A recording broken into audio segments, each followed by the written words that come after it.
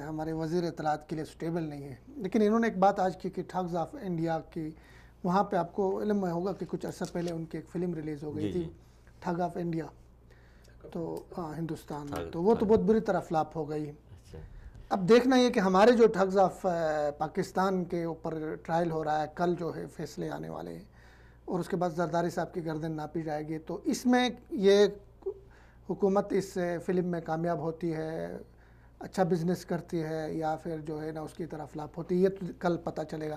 لیکن میں ایک اور طرح سے اس کو دیکھتا ہوں، دیکھیں بیانات کی حد تک تو حکومت کہہ رہی ہے ہم احتساب کر رہے ہیں، احتساب کرنے جا رہے ہیں، لیکن احتساب کیا کرنا ہے آپ نے؟ اگر صرف پکڑ کے ان کو جیلوں میں ڈالنا ہے تو یہ تو کوئی احتساب نہیں ہے۔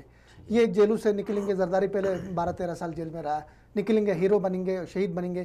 مسئلہ کیا ہے؟ آپ دیکھیں ابھی 2 ریفرنسز ہیں، عزیزیہ ریفرنس اور دوسرا جو ہے فلیگ شپ، ان میں ابھی تک کوئی 15 مہینے تک یہ کیسز چلتے رہے، ٹھیک ہے، اور 183 سے زیادہ پیشیاں ہو گئی ہیں۔ اس میں ایک میں تقریباً 22 گواہ پیش کیے گئے، ایک میں 16 گواہ پیش کیے گئے۔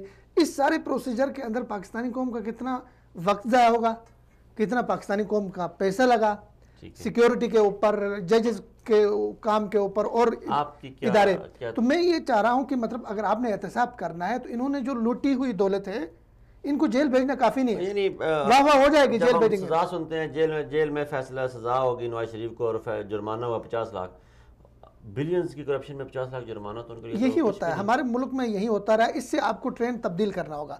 آپ نواز شریف صاحب کو باعزت لا کے مدینے میں، مکے میں حاجی ثناء اللہ بنا کے رکھے، ہمیں کوئی اعتراض نہیں ہے، لیکن جتنی قوم کی دولت لوٹی ہے وہ واپس لائیں۔ زرداری کو آپ لا کے ٹھیک ہے نا وہاں پہ اعتقاب میں رکھیں، ہمیں اعتراض نہیں۔